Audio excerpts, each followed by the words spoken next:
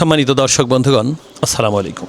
এই দেশের এই জাতির উন্নয়নের মূল কারিগর কিন্তু এইসব মেহনতি মানুষ। কিন্তু মানুষটি দীর্ঘ সময় গবাদি পশু লালন পালন করেন, কিন্তু প্রযুক্তির ব্যবহার জীবনকে যে সহজ করেছে, হয়তো এই মানুষটার মধ্যে অনেকটা আকাঙ্ক্ষা নিয়ে, অনেকটা প্রত্যাশা নিয়ে সামনে এগিয়ে যাবে।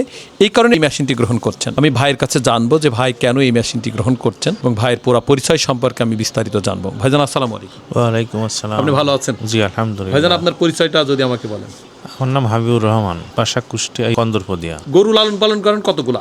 3-4টা এমন। কি কি কাজ করেন? পানের ব্যবসা করি। পানের ব্যবসা করেন কত বছর? 17-18 বছর। গবাদি পশু লালন পালন করেন?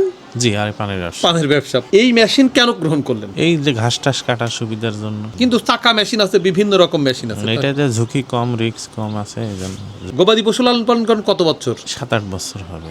ভাইজান এই মেশিনে তো ঘাস কেটে দেখলেন, জি। তাতে ঘাস কাটতে 3টা গরুর জন্য কি রকম সময় লাগবে? 5 মিনিট হয়তো লাগতে পারে। এই রকম প্রযুক্তির সঙ্গে যুক্ত হলে জীবন মান তো সহজ হয় বলে মনে হয়। জি জি জি। এতদিন কিভাবে খড় ঘাস কাটতেন গরুর জন্য? ওই মেশিন দিয়ে বাইরের থেকে মেশিন ভাড়া করে নিয়ে এসে মানে ভাড়া করে কাটা লাগতো, নির্দিষ্ট সময় পাওয়া যেত না তোমার। আর এখন নিজের কাজ নিজেই করা সম্ভব, যেহেতু প্রযুক্তি জীবনকে খুব সহজ করে। ভাইজান আপনার জন্য অসংখ্য দোয়া রইল, আপনি আমার জন্য অবশ্যই দোয়া রাখবেন।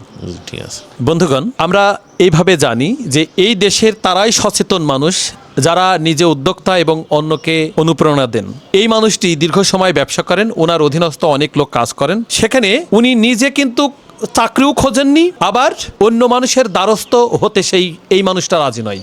কারণ স্বাধীন মানুষই ব্যবসা বাণিজ্যকে বেশি পছন্দ করে। উনি স্বাধীন মনের মানুষ, স্বাধীনতার স্বাদ কিন্তু গ্রহণ করে চলেছেন, অর্থাৎ অধীনস্থ হতে রাজি কিন্তু নয়। আর সেই কারণেই যতদিন উনি অন্যের সহযোগিতা নিয়ে খড়ঘাস কাটতেন, অর্থাৎ কারোর অপেক্ষায় থাকা লাগতো, কিন্তু এই মানুষটার ততটা সময় নেই যে কারোর অপেক্ষায় থেকে সময়ের প্রহার গুনবে। আর সেই কারণেই উনি নিজে মেশিন গ্রহণ করছেন এবং প্রযুক্তির ব্যবহারে জীবনকে সহজ করছেন, এবং গবাদি পশু লালন পালন করে উনি অর্থনৈতিকভাবে যেমন লাভবান হচ্ছেন, ওনার সহযোগিতায় এই দেশের মানুষের প্রোটিনের যে চাহিদা সেটা কিন্তু পূরণ হচ্ছে। তাই এই সব মানুষগণ যদি ভালো থাকে, এই সব পরিশ্রমের মানুষ যদি ভালো থাকে, তাহলেই যে আমাদের সুখী সমৃদ্ধির বাংলাদেশ আমরা গড়তে পারবো, এটা নিশ্চিন্তে আমরা বলতে পারি। তাই আমি প্রত্যেকের কাছে দোয়া প্রার্থী যে আমার এই ভাইয়ের জন্য দোয়া করবেন, ভাই যেন ভাইয়ের কাঙ্ক্ষিত লক্ষ্যে পৌঁছাই, ভাইয়ের মধ্যে যে প্রত্যাশা, যে আকাঙ্ক্ষা, সেটা যেন পূরণ হয়। সেই প্রত্যাশা রেখে আজকের মতো বিদায় নিচ্ছি। দেখা হবে অন্য কোনো ভিডিওতে। ততক্ষণ সবাই ভালো থাকবেন। আসসালামু আলাইকুম ওয়া রাহমাতুল্লাহ।